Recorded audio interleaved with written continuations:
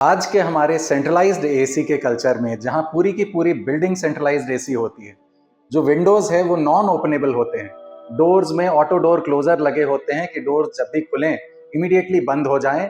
और ऐसा हम इसलिए करते हैं कि हमारी जो एसी की ठंडी हवा है वो बाहर ना जाए। पर इसमें हम ऐसा करके क्या कर रहे हैं, हम यह भी कर रहे हैं कि जो नेचुरल एयर है बाहर की हवा, उसे भी हम अपने घरों के अंदर आने से रोक रहे हैं। स्पेशली ऑफिसेज, आजकल जो कॉरपोरेट ऑफिसेज बन रहे हैं वहाँ तो बिल्कुल ही इंटरैक्शन नहीं होता है ऑफिसेज के अंदर रहने वाले लोगों का नेचुरल हैबिटेट के साथ। और ऐसा करके कहीं ना कहीं हम अपने हेल्थ को बहुत ज़्यादा नुकसान पहुंचा रहे हैं। हम कॉन्स्टेंटली 24 घंटे एसी की एक जो घन घन आवाज़ चलती है, एक जो मरमर सी आवाज़ 24 घंटे चलती है, उस आवाज़ में हम रहते हैं। हमारा natural surrounding, natural air, natural environment से हम बिल्कुल कट ऑफ हो जाते हैं और यह हमारे हेल्थ को बहुत बुरी तरह इफेक्ट कर रहा है।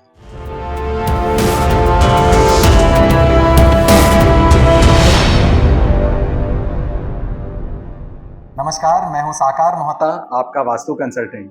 और आज की इस वीडियो में हम बात करेंगे कि जो इस एयर कंडीशन बिल्डिंग्स में रह करके हमने अपने आप को नेचुरल एनवायरनमेंट से दूर कर लिया है, इसके लिए हम क्या छोटे छोटे उपाय अपने घरों के अंदर, अपने ऑफिसेज के अंदर कर सकते हैं, ताकि हम वापस टू सम एक्सटेंट, पूरी तरह से तो हम बिल्कुल नेचुरल हैबिटेट में, जंगल में जाकर के रह नहीं सकते, बट टू सम एक्सटेंट हम वापस नेचर से थोड़ा क्लोज हो सके।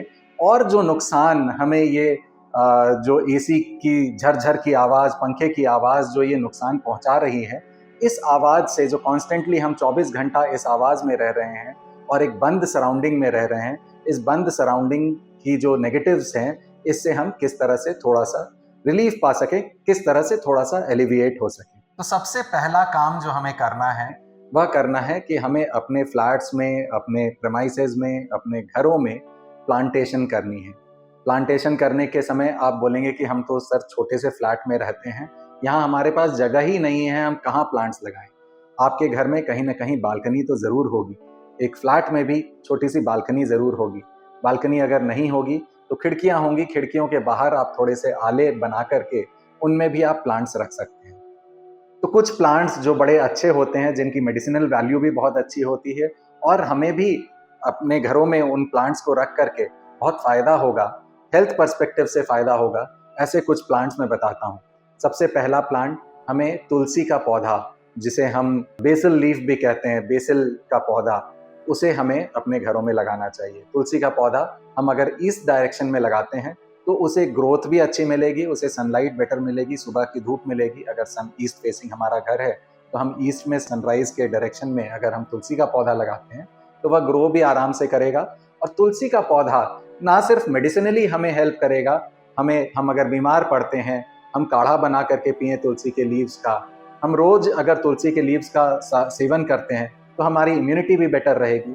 इसके अलावा तुलसी का पौधा जहाँ भी हम लगाएं वह एबंडेंस और प्रॉस्पेरिटी को अट्रैक्ट भी करता है।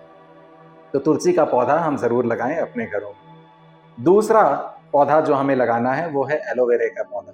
एलोवेरा का पौधा दिखने में तो बहुत ही अजीब सा दिखता है, दिखने में सुंदर नहीं होता, थोड़ा कांटे भी होते हैं उस पौधे में, लेकिन वो मेडिसिनली बहुत ही इंपॉर्टेंट और बहुत ही अच्छा पौधा है। एलोवेरा आप किसी भी कॉस्मेटिक्स को देखेंगे तो 50% कॉस्मेटिक्स में जो बेस होता है उस कॉस्मेटिक का, वो एलोवेरा बेस्ड होता है।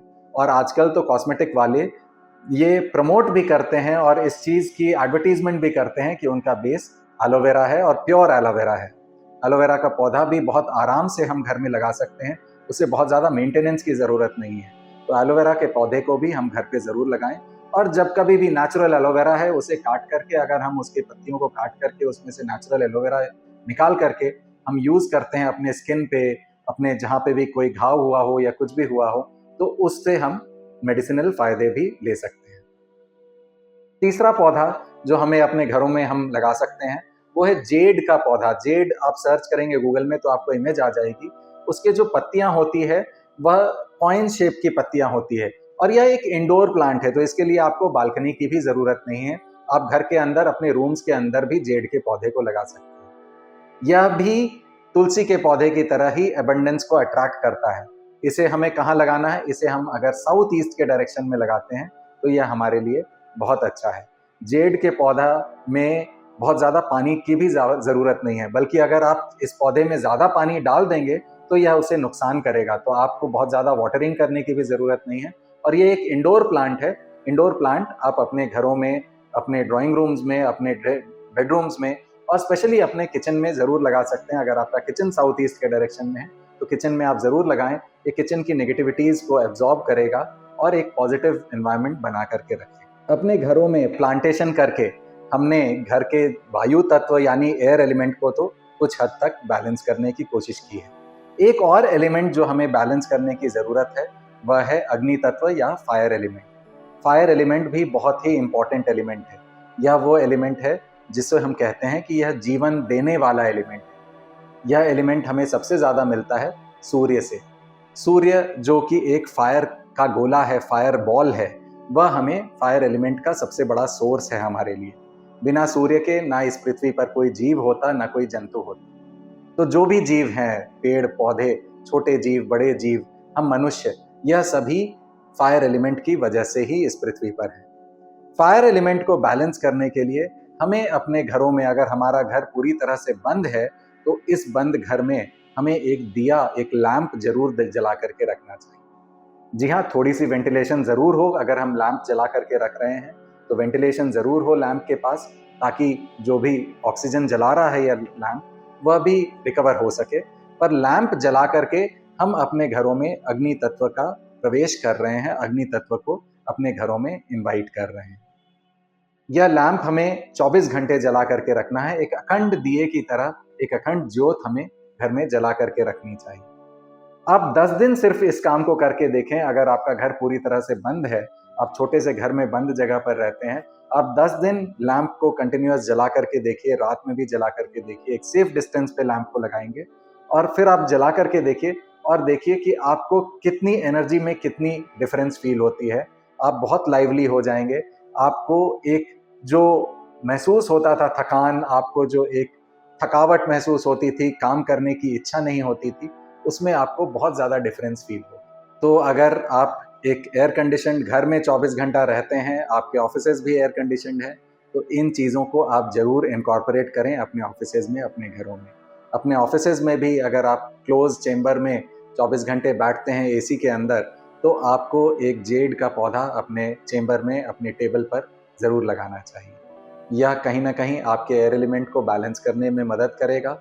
और साथ ही जब आप दिया जलाएंगे अपने घरों में, एक अखंड दिया जलाएंगे, एक लैंप जलाएंगे, तो यह आपके फायर एलिमेंट को बैलेंस करेगा। इन दोनों कामों को कर कर के आप देखिए कि आपको हेल्थ पर्सपेक्टिव से स्पेशली कितना आपको अच्छा महसूस होता है, आपको कितनी स्फूर्ति महसूस होती है, आपकी थकावट कम हो जाएगी, आपको नींद भी ज़्यादा अच्छी आने लगेगी। आशा करता हूँ आपको मेरी यह वीडियो पसंद आई है। अगर आपको यह वीडियो पसंद आई है तो प्लीज़ इसे लाइक करें, मेरे चैनल को सब्सक्राइब करें, ताकि ऐसी इन्फॉर्मेशन आपको मैं देता रहूं। Thank you so much.